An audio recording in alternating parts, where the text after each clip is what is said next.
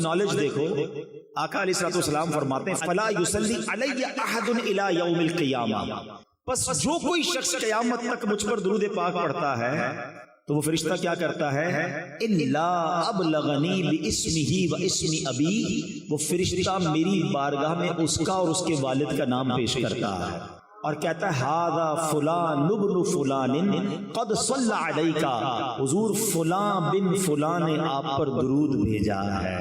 ابھی کمال کی حدیث ہے، دو باتیں اس میں بہت پیاری سیکھنے کو ملیں گی، ایک تو انشاءاللہ عقیدے کی بات اور دوسری انشاءاللہ عشق والی بات۔ پہلی بات، اس فرشتے کی ڈیوٹی کیا ہے؟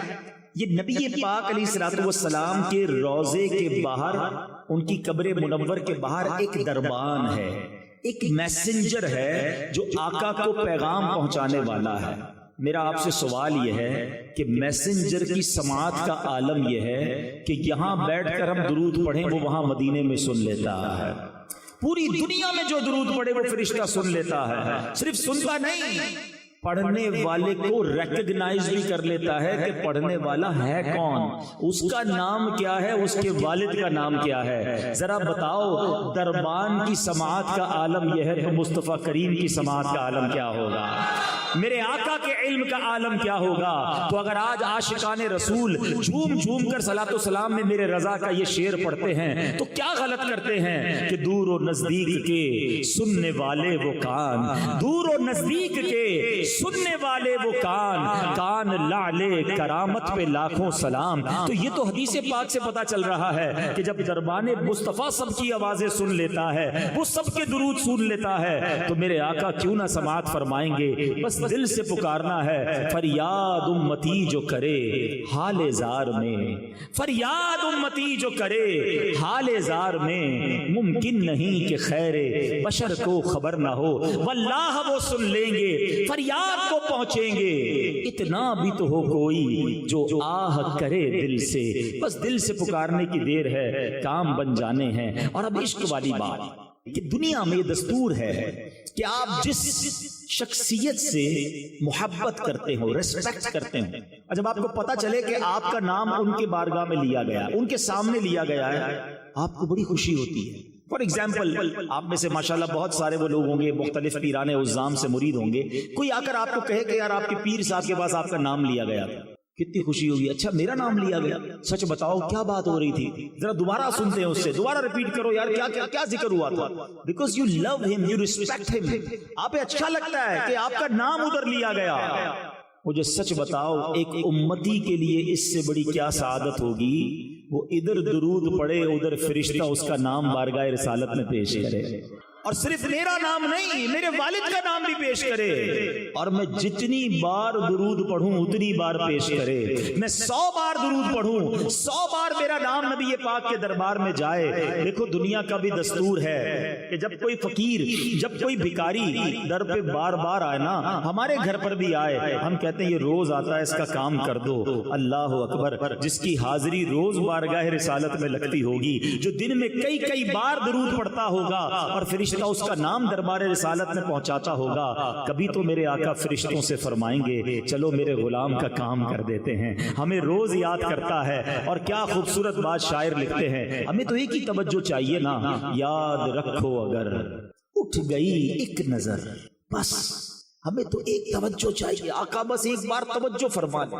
یاد رکھو اگر اٹھ گئی ایک نظر، جتنے خالی ہیں سب جام بھر جائیں گے، پھر سارے کام سیدھے ہو جانے ہیں۔ میرے بھائی یہاں بیٹھے ہوں گے جو مشکل میں ہوں گے، پریشانی میں ہوں گے، بیماری میں ہوں گے، قرضے میں ہوں گے، گھبراؤ نہیں، درود پڑھتے رہا کرو، نبی پاک کی توجہ ہونے کی دیر ہے۔ امام عشق و محبت اعلیٰ حضرت سمجھاتے ہیں، پریشان ہونا، ڈیفیکلٹی میں ہو، سنو، قسمت میں لاکھ پیچ ہوں 100 بل ہزار کج، قسمت میں لاکھ پیچ ہوں 100 بل ہزار کج، آقا یہ ساری گتھی ایک تیری سیدھی نظر کی ہے، بس نبی پاک کی نظر پڑنے کی دیر ہے، سارے کام سیدھے ہو جانے ہیں۔ تو میں بھی نیت کروں، آپ بھی نیت کریں کہ روزانہ کثرت سے درود پاک پڑھیں گے۔ پیارے اسلامی بھائیوں، میرے آقا علیہ الصلوۃ والسلام کی ولادت باسعادت، ذرا سوچئے جب پیارے آقا اس دنیا میں تشریف لانے والے تھے، یہ وہ وقت تھا جب کفر کا اندھیرا تھا، جہالت کا اندھیرا تھا، اور نبی پاک ایسا نور بن کر آئے کہ جس نے دنیا کا رنگ ہی بدل دیا۔ نبی پاک جب تشریف لائے تو اسلام کا نور ایسا پھیلا کہ جس نے سارے عالم کو روشن کر دیا۔ دنیا کا دستور ہے جب کوئی اہم ایونٹ ہونے والا ہوتا ہے نا، اس کی اناؤنسمنٹ کی جاتی ہے۔ اچھا، جیسا ایونٹ ایسی اناؤنسمنٹ۔ تو جب رب کے حبیب نے آنا تھا جن کے سبب کائنات بنی ہے، یاد رکھیے گا نبی پاک علیہ الصلوۃ والسلام وجہ تخلیق کائنات ہیں۔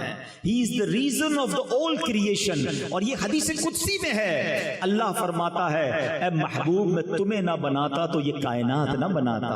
جبھی تو اعلیٰ حضرت کہتے ہیں نا، زمین و زمان تمہارے لیے، مکین و مکان تمہارے لیے، چنین و چنا تمہارے لیے، آقا بنے دو جہاں تمہارے لیے۔ تو یہ کائنات نبی پاک کے لیے بنی ہے۔ تو اب آپ کی آمد کا وقت تھا تو ایک ایسا اناؤنسمنٹ دنیا میں ہوا، ایسے واقعات ہونے لگے کہ دنیا کو گویا جھنجھوڑ دیا گیا۔ نبی پاک علیہ الصلوۃ والسلام کی ولادت سے 55 دن پہلے، ذرا توجہ رکھیے گا، میں نے یہ بات آپ سے تھوڑی دیر بعد دوبارہ پوچھنی بھی ہے، یہ جملہ یاد رکھیے گا کہ آقا علیہ الصلوۃ والسلام کی ولادت سے 55 دن پہلے ایک بڑا کمال کا واقعہ ہوا۔ اور یہ واقعہ کیا تھا؟ یمن کا بادشاہ تھا ابرہہ۔ اس نے ایک پلان کیا کہ یہ مسلمان کعبے کا طواف کیوں کرتے ہیں، کعبے پہ جا کر حج کیوں کرتے ہیں، کیوں نہ میں کعبے کو ہی گرا دیتا ہوں اور معاذ اللہ اس کو تہس نہس کر کے اس کے پتھر لے کر یمن میں کعبہ بنا لوں گا، پھر یہ سارے لوگ میرے پاس آئیں گے۔ اب اس نے پلان کیا کہ مکے پر اٹیک کرنے کے لیے، دیکھیں اس زمانے میں تو جو لڑائی ہوتی تھی وہ گھوڑوں پر اور اونٹوں پر ہوتی تھی، وہ ہاتھیوں کا لشکر لے کر چلا گیا۔ ذرا سوچئے کہ ہاتھیوں کا مقابلہ گھوڑے والے اور اونٹوں والے کیسے کر سکتے ہیں؟ مکے کا گھیراؤ کیا اور پھر کیا کیا، مکے والوں کے مویشی جو تھے، مکے والوں کے جو جانور تھے وہ بھی اس نے پکڑنا شروع کر دیے۔ اب لوگوں کا روزی روزگار بھی ڈسٹرب ہوا۔ میرے آقا علیہ الصلوۃ والسلام کی مبارک دادا حضرت عبد المطلب، اللہ نے کیا ان کے چہرے پر نور عطا فرمایا تھا، ان کی پیشانی پر نور نبوت چمکتا تھا۔ حضرت عبد المطلب نے کیا کیا، آپ گئے ابرہہ کے پاس۔ اب ذرا غور کیجئے، وہ کر و فر کے ساتھ متکبر بادشاہ آیا ہوا ہے اور اس نے کعبے کو ڈھانا ہے، اس کا پلان یہ ہے۔ حضرت عبد المطلب اس کے خیمے میں گئے، باہر سے پیغام بھجوایا گیا کہ مکے کا سردار آیا ہے۔ ہو سکتا ہے اس نے سوچا ہو کہ مجھ سے منتیں کی جائیں گی، مجھ سے نیگوشیشنز کی جائیں گی، بڑے تکبر کے ساتھ بیٹھا ہے۔ حضرت عبد المطلب اس کے خیمے میں داخل ہوتے ہیں، اللہ نے ان کی پیشانی پر ایسا نور عطا کیا تھا، وہ خیمے میں داخل ہوئے، ابرہہ روب میں آ گیا، عزت کے لیے کھڑا ہو گیا، اپنے برابر میں بٹھایا اور کہا حضرت فرمائیے کیسے آنا ہوا؟ حضرت عبد المطلب نے بڑی عجیب ڈیمانڈ کی۔ آپ نے کہا کہ تم نے مکے والوں کے مویشی، ان کی بکریاں، ان کے جانور پکڑ لیے، ہمارے جانور ہمارے واپس کر دو۔ ابرہہ کہتا ہے میں تو سمجھا آپ کعبے کی بات کریں گے، اپنے مرکز کی بات کریں گے، آپ تو کعبے کی بات ہی نہیں کر رہے، آپ کو فقط اپنے جانوروں کی فکر ہے۔ اللہ اکبر۔ حضرت عبد المطلب کا وہ جواب آج بھی سیرت کی کتابوں میں سنہرے حروف سے لکھا ہے۔ کیا کمال کا جواب دیا۔ آپ فرماتے ہیں جانوروں کے مالک ہم ہیں، ہمارے جانور ہمیں دے دو، کعبہ جس کا گھر ہے وہ خود ہی حفاظت کر لے گا، کعبے کا مالک اس کی حفاظت کرے گا۔ ابرہہ کو بات سمجھ نہ آئی، وہ سمجھنے لگا کہ لگتا ہے کنفیوز ہو گئے ہیں، لگتا ہے ڈر گئے ہیں، جانور چھوڑ دیے گئے۔ حضرت عبد المطلب نے عجب اناؤنسمنٹ کیا، مکے والوں سے کہا سارے لوگ اپنے جانور لیں اور پہاڑوں پر چلے جائیں۔ آج جو مکے شریف گئے ہیں انہیں پتا ہے کعبے کے گرد پہاڑ ہیں، اب تو کئی پہاڑ توڑ دیے گئے، ہوٹلز بنا دیے گئے، مگر اس زمانے میں صرف پہاڑ ہی پہاڑ تھے۔ تھوڑا سا امیجنیشن کریں، صرف کعبہ ہے، حرم شریف نہیں بنا بلکہ چاروں طرف پہاڑ ہیں۔ مکے والے سارے پہاڑوں پر چلے گئے، nobody dare to resist، کوئی وہاں پر رکاوٹ لینے کے لیے تیار نہیں ہے۔ فقط حضرت عبد المطلب اب کعبے پر جاتے ہیں، کعبے کی دیوار کو تھامتے ہیں اور وہ رکت انگیز دعا کرتے ہیں کہ اے رب کریم، اے کعبے کے مالک، آج تجھے اپنی قدرت کا نظارہ دکھانا ہے، آج ان ظالموں کو تو نے بتانا ہے کہ تو اور تیرے ماننے والے حق پر ہیں۔ آپ رکت انگیز دعائیں کرتے رہے، اللہ کو پکارتے رہے، اور اس کے بعد آپ بھی کعبے کے سے دور ہو کر پہاڑ پر چلے گئے۔ یہ کیسا حملہ تھا کہ شہر میں کوئی حفاظت کے لیے کھڑا نہیں تھا، فقط کعبہ ہے اور ہاتھی کا لشکر ہے۔ اور اب حکم کیا، ابرہہ نے آرڈر دیا کہ ہاں ہاتھی چلے اور کعبے کو تہس نہس کر کے رکھ دیں، مگر اب دنیا نے ایک عجب نظارہ دیکھا، اب اللہ نے اپنی قدرت کا ایک عجب نظارہ دکھایا۔ جس ہاتھی پر اب رہا بیٹھتا تھا وہ ہاتھی اپنی جگہ سے ٹس سے بس نہیں ہو رہا تھا، کعبے کی طرف رخ کرتے تھے وہ موو نہیں کرتا تھا، اس کا رخ چینج کرتے وہ چلنا شروع کر دیتا۔ اور اب اللہ کریم نے اس کے مقابلے کے لیے کیا بھیجا؟ دنیا کا دستور ہے آرمی کا مقابلہ آرمی کرتی ہے، نیوی کا مقابلہ نیوی کرتی ہے، ایئر فورس کے لیے ایئر کرافٹ بھیجے جاتے ہیں، اب ہاتھی ہیں اور مقابلے کے لیے بھیجا کیا ہے میرے رب نے؟ مٹھی میں آنے والا پرندہ ابابیل۔ ارے چیل جتنا پرندہ بھی کوئی نہ بھیجا، رب نے ابابیل کے لشکر بھیجے جو خود مٹھی میں آ جاتا ہے، جس کا اپنا وزن چند گرام ہے۔ بتاؤ اس کی چونچ اور اس کے پنجوں میں کتنا بھاری کنکر ہوگا، کتنے چھوٹے سے کنکر ہیں، مقابلہ ہاتھی سے ہے۔ اللہ اکبر، رب کریم نے اپنی قدرت کا کیسا نظارہ دکھایا۔ اور آج لوگ کہتے ہیں کہ فلاں سپر پاور نے جناب بڑے گائیڈڈ میزائل بنا لیے ہیں، ٹارگٹ سیٹ کر دو میزائل جا کے وہیں ہٹ کرتا ہے۔ اللہ اکبر، آؤ میں بتاتا ہوں 1450 سال پہلے میرے رب نے ابابیل کے ان پنجوں میں کیسے گائیڈڈ میزائل دیے تھے۔ ہر کنکر پر ہاتھی سوار کا نام لکھا تھا، اس سوار کا نام موجود تھا۔ اب یہ جب لشکر آتے ہیں اس کے بعد کیا ہوتا ہے؟ آج تک کئی بار سورہ فیل آپ نے قرآن میں پڑھی ہوگی، امام صاحب نے پڑھی ہوگی، آپ نے سنی ہوگی، مگر آج ذرا سورہ فیل کو اس واقعے کی پس منظر میں سمجھیے، مزید ایمان تازہ ہوگا۔ رب کریم قرآن مجید میں ارشاد فرماتا ہے الم تر کیف فعل ربک باصحاب الفیل۔ اس کا ترجمہ کیا ہے؟ اے محبوب کیا آپ نے نہ دیکھا کہ آپ کے رب نے ان ہاتھی والوں کا کیا حال کیا؟ میں نے بیان کے شروع میں ایک جملہ آپ کو یاد کروایا تھا، یہ واقعہ جو ہے اصحاب فیل کا نبی پاک کی ولادت سے کتنا پہلے ہوا تھا؟ ماشاءاللہ یاد ہے، یہ یاد رکھنا، یہ بڑی عقیدے کی بات بتا رہا ہوں۔ 55 ڈیز پہلے یہ واقعہ ہوا ہے، اور اللہ قرآن میں اپنے حبیب سے کہہ رہا ہے اے محبوب آپ نے نہ دیکھا؟ الم ترى کیف، آقا تو دنیا میں تشریف ہی نہیں لائے تھے، اور رب اپنے حبیب سے کہہ رہا ہے اے محبوب آپ نے نہ دیکھا۔ اٹ مینز یاد اس کو دلایا جاتا ہے جو کہیں دیکھ رہا تھا، جو کہیں موجود تھا۔ اللہ اکبر۔ اب وہ حدیث پاک سنو کہ اللہ کے حبیب فرماتے ہیں میں اس وقت بھی نبی تھا جب حضرت آدم پانی اور مٹی کے درمیان تھے، میرے آقا کے نور کو اللہ نے اپنے نور سے پیدا فرمایا۔ پیارے آقا نے پوچھا ہے جبریل تم نے تو سارے نبیوں کی بارگاہ میں حاضری دی ہے، سب سے ملاقات کی ہے، بتاؤ نا کسی کو میرے جیسا بھی پایا، تمہیں میرے بارے میں کیا کہتے ہو؟ اللہ اکبر۔ جبریل امین جنہوں نے تمام انبیاء کی خدمت میں حاضری دی کیا کہتے ہیں؟ چلو یہی بات بریلی کے تاجدار کی زبانی سن لو، امام عشق و محبت کہتے ہیں یہی بولے سدرا والے چمنے جہاں کے تھالے ہیں، یہی بولے سدرا والے چمنے جہاں کے تھالے، سبھی میں نے چھان ڈالے، آقا تیرے پائے کا نہ پایا، تجھے یک نے یک بنایا۔ اللہ اکبر۔ جبریل امین کہتے حضور آپ جیسا میں نے کائنات میں کوئی اور نہیں دیکھا۔ سارے نبیوں کی بارگاہ میں جبریل امین نے حاضری دی ہے، کسی کی بارگاہ میں 5 بار، کسی کی بارگاہ میں 10 بار، کچھ انبیاء کی بارگاہ میں 100 بار۔ آؤ میں بتاتا ہوں کہ نبی پاک کے دربار میں جبریل امین کتنی بار آئے، اور یہ فقط عرصہ کتنی دیر کا ہے؟ 23 سال کے عرصے تک حاضریاں رہیں۔ 40 سال کی عمر میں پہلی وحی ہوتی ہے، 63 سال کی عمر میں نبی پاک دنیا سے پردہ فرماتے ہیں۔ 23 ایئرز میں جبریل امین 24,000 بار نبی پاک کی بارگاہ میں حاضر ہوتے ہیں۔ 24,000 بار۔ کیوں؟ سدرۃ المنتہا سے 7ویں آسمان سے بھی اوپر روز آنا ہے اور کئی بار آنا ہے۔ مولانا حسن ندا خان صاحب راز سے پردہ اٹھاتے ہیں کہ وجہ کیا ہے، اتنی بار کیوں آتے ہیں؟ فرماتے ہیں بے لکائے یار ان کو چین آ جاتا اگر، کہتے نبی پاک کے دیدار کے بغیر انہیں چین ہی نہیں آتا تھا۔ ایک بار جلوہ جانا دیکھ لیا تھا، اب بار بار آقا کی یاد ستاتی تھی۔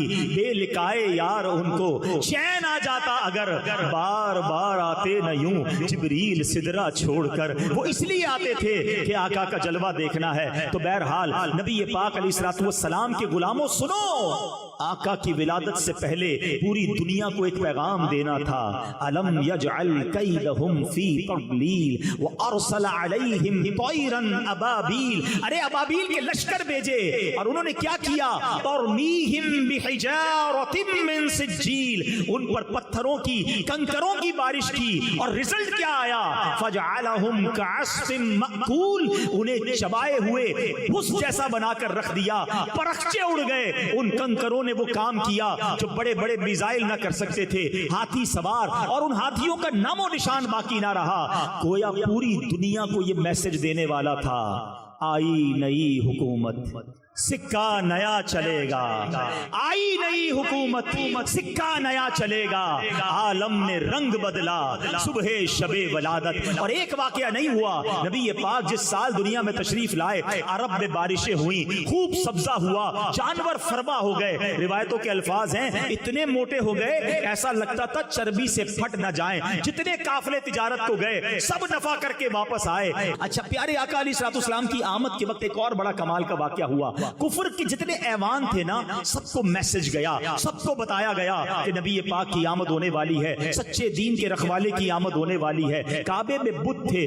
وہ اوندھے گر گئے۔ ایک آگ جلائی تھی فارس ایران میں آتش پرستوں نے۔ انہوں نے کیا کیا تھا؟ ان کا دعویٰ یہ تھا کہ فرام لاسٹ 1000 years، 1000 سال ہو گئے ہماری آگ نہیں بجھتی، اور بجھنے بھی نہیں دیتے تھے۔ مگر جب آقا کی ولادت ہوئی تو وہ آگ بھی بجھا دی گئی، وہ آگ بھی بجھ گئی۔ کیا خوبصورت شعر لکھتے ہیں نا، 1000 سال کی روشن شدہ بجھی آتش، 1000 سال کی روشن شدہ بجھی آتش، یہ کفر و شرک کی آتش بجھانے آئے ہیں، یہ کس شہنشاہ والا کی آمد آمد ہے، بولو مرحبا مرحبا، بولو مرحبا، بولو مرحبا، بولو پاک کی خاص آمد کا وقت، جس سہانی گھڑی چمکا طیبہ کا چاند، اس دل افروز ساعت پہ لاکھوں سلام۔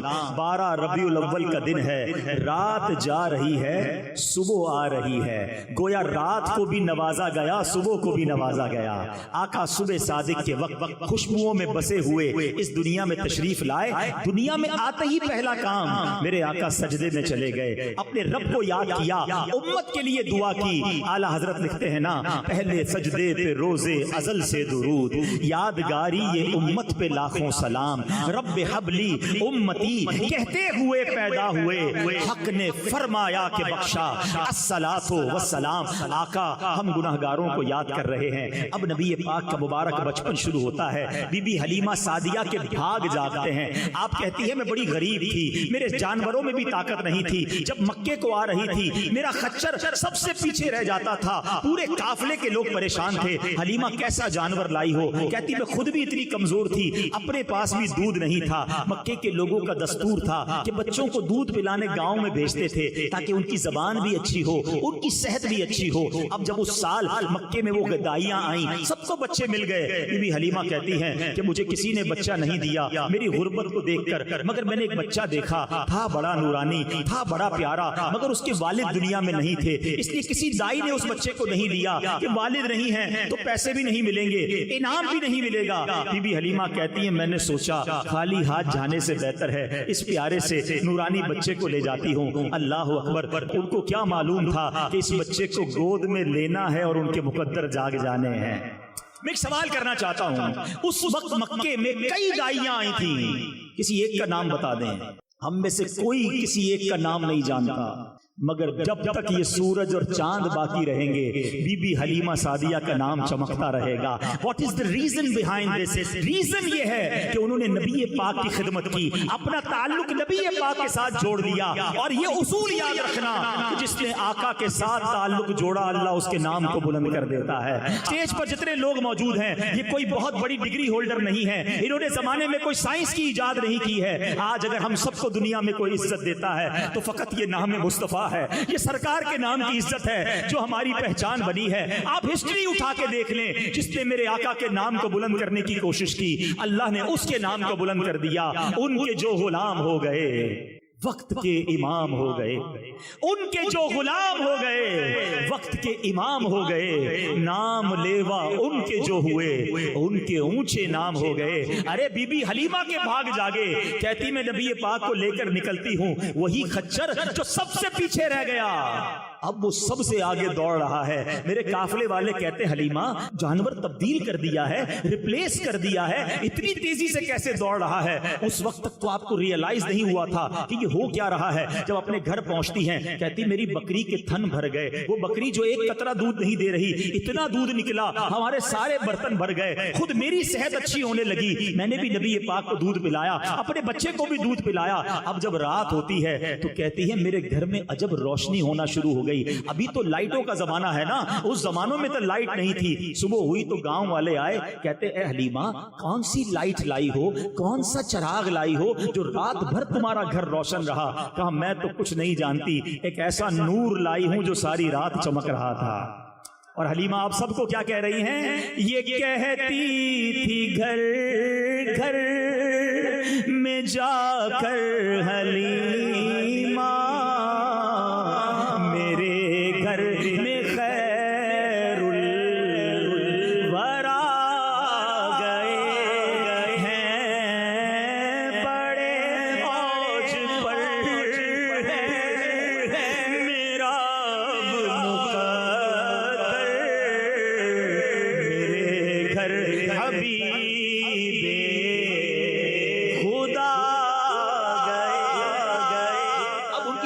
امیزنگ دور شروع ہو گیا.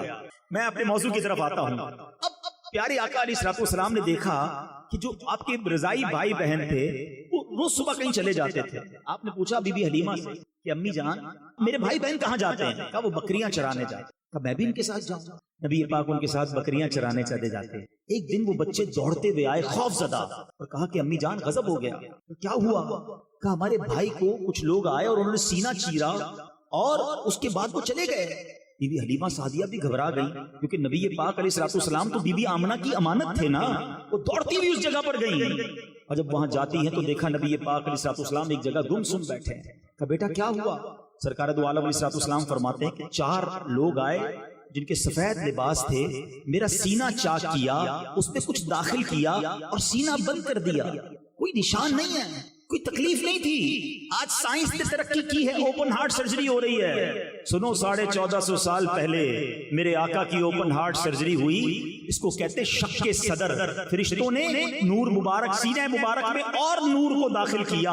بی بی حلیمہ سعدیہ جو ہیں وہ پیارے آقا کو لے کر بی بی آمنہ کے پاس آئیں کہ اے بی بی آپ بچے کو واپس لے لیں, مجھے ایسا لگتا ہے کوئی جنات یا کوئی جادو کا مسئلہ ہے. بی بی آمنہ کہتی میرے بیٹے کو کچھ نہیں ہو سکتا. جب یہ پیدا ہوا تھا مجھے بہت ساری بشارتیں دی گئی ہیں, میرے بیٹے کو کچھ نہیں ہو سکتا. بہرحال میرے پیارے اسلامی بھائیوں, یہ معجزہ ہے نبی پاک علیہ الصلوۃ والسلام کا, اور یہ ایک بار نہیں یہ 4 بار ہوا ہے. نبی پاک کا شق صدر کیا گیا. ایک تو یہی 2-3 سال کی عمر میں, ایک 10 سال کی عمر میں. جب جوانی قریب آتی ہے, انسان پر جوانی کے معاملات آتے ہیں, نبی پاک کے قلب اقدس میں اس وقت بھی نور داخل کیا گیا. 3rd ٹائم جب پہلی وحی کا نزول ہونا تھا 40 ایئرز کی ایج میں, جب پہلی قرآن نازل ہونا تھا اور قرآن کا بوجھ قلب مصطفیٰ وہ برداشت کر سکے, مزید قوت دینے کے لیے ایک بار پھر شق کے صدر کیا گیا اور نور داخل کیا گیا. اور 4th ٹائم یہ کب ہوا کہ جب نبی پاک کو سفر معراج پر جانا تھا,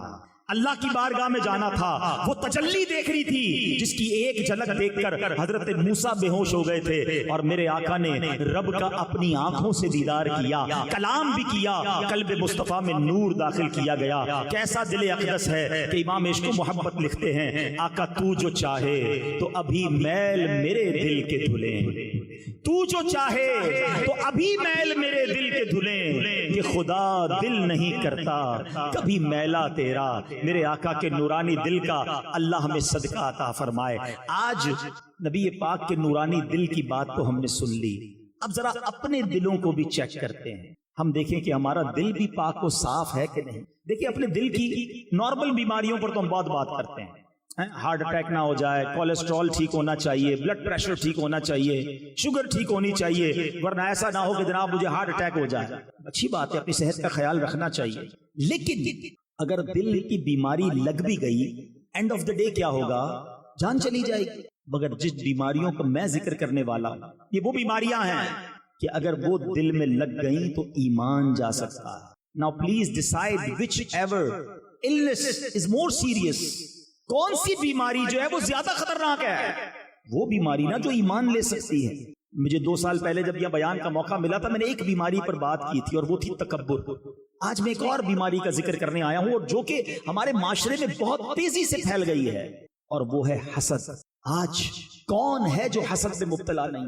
اور یاد رکھیے حسد جو ہے وہ اتنا خطرناک مرض ہے کہ یہ کائنات میں سب سے پہلے جو گناہ ہوئے نا، ارلیسٹ، سب سے پہلے شیطان کو حضرت آدم سے کیا ہوا تھا؟ حسد ہی تو ہوا تھا نا. تکبر کیا تھا اور ساتھ حسد کیا تھا. قابیل اور حابیل یہ 2 بھائی تھے، آپس میں کیا پرابلم ہوا تھا؟ حسد ہوا تھا.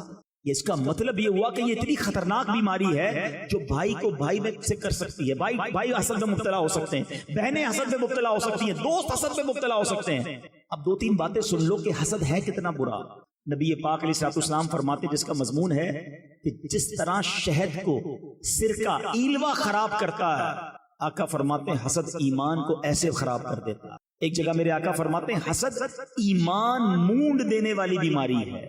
نبی پاک فرماتے ہیں حسد نیکیوں کو اس طرح کھا جاتا ہے جس طرح آگ لکڑی کو کھا جاتی ہے. آگ لکڑی کو جلائیں کیا ہوتا ہے؟ تھوڑی دیر میں خاک ہو جاتی ہے نا.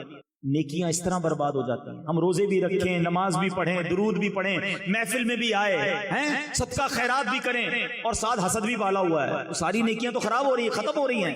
پلیز ہمیں اپنے دل کو حسد سے پاک کرنا ہوگا.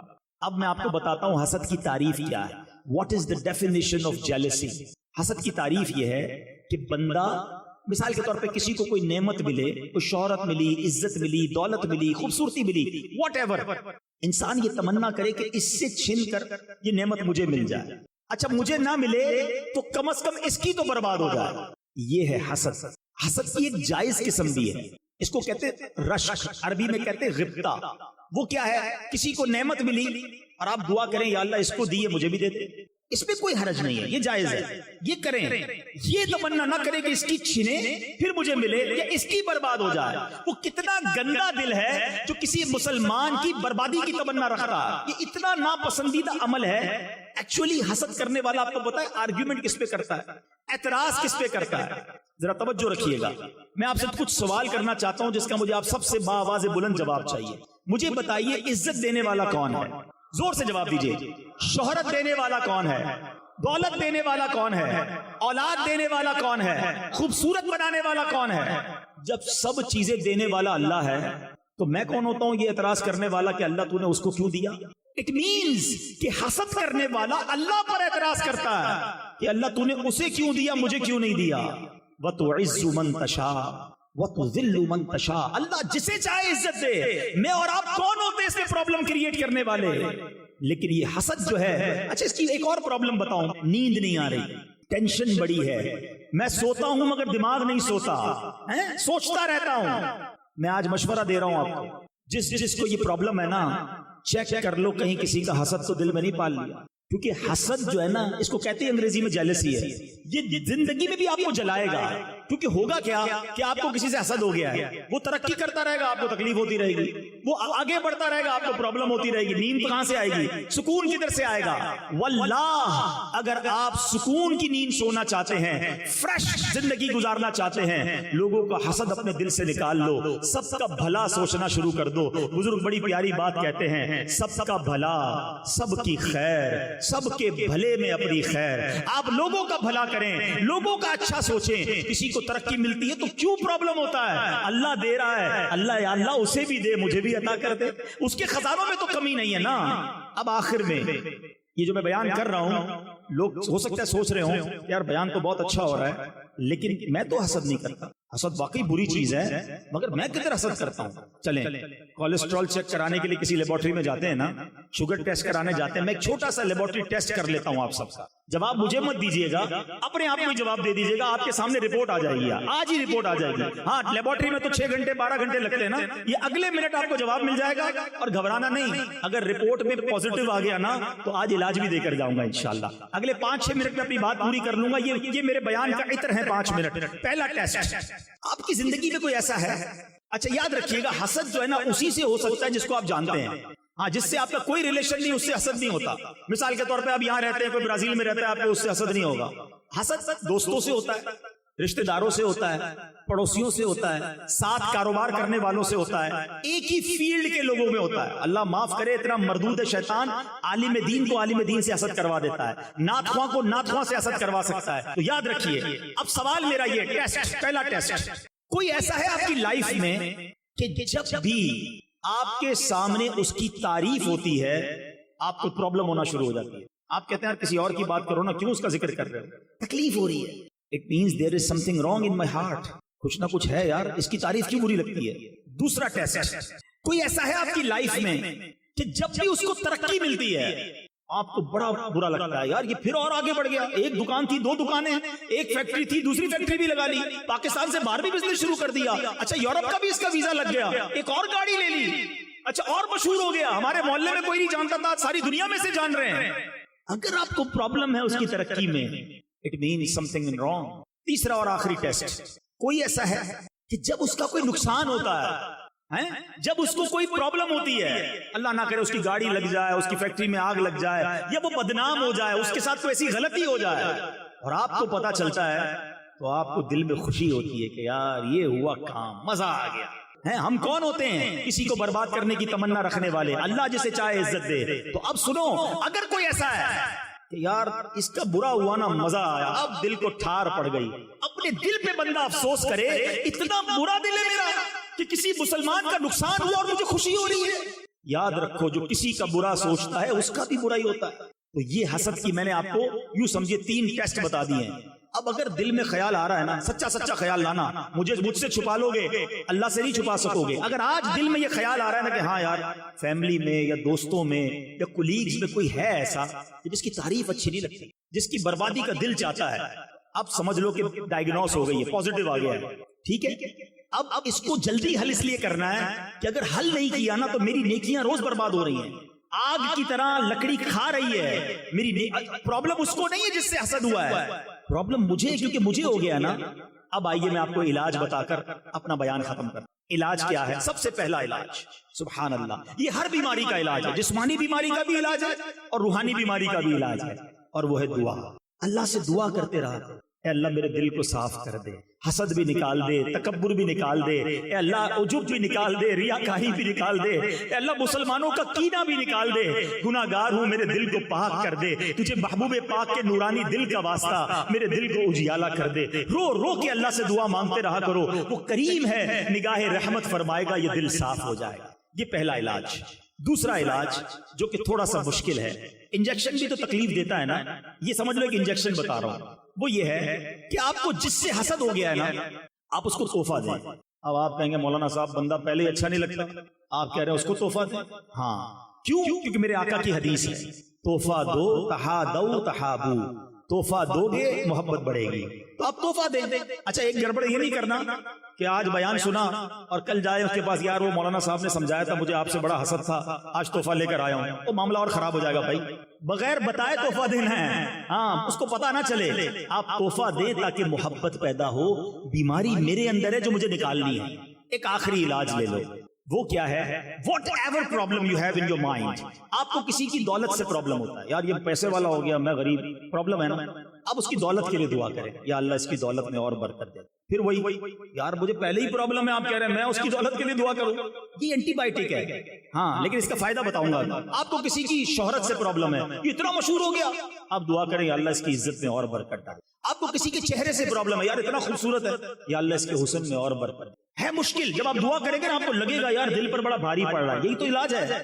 لیکن ہوگا کیا اینڈ آف دا ڈے کہ جب کوئی آ کر آپ کو خبر دے گا نا، یار وہ اور ترقی کر گیا، اس کا کاروبار اور بڑھ گیا، تو آپ کے دل سے جواب آئے گا میں بھی تو دعا کرتا تھا اس کے لیے، بڑھنا ہی تھا، اللہ کی رحمت سے اور بڑھ جائے۔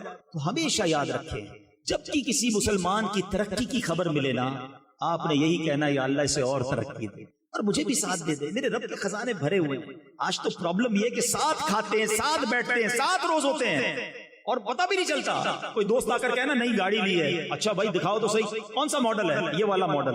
اچھا یار ذرا مٹھائی تو کھلاؤ، مٹھائی بھی کھا لیں گے، جیسے ہی گاڑی لے کر آگے جائے گا سود کے پیسوں سے لیے۔ اپنے گھر پہ کسی نے دعوت کی، شاندار دعوت، نیا گھر بنایا، بریانی بھی کھائی، کھانا بھی کھایا، جیسے ہی باہر نکلے یہ 2 نمبر کے پیسوں سے گھر بنایا. تمہیں پرابلم کیا ہے؟ اللہ اسے ترقی دے رہا ہے. ہم کیوں تکلیف میں آتے ہیں کسی کی نعمت پر؟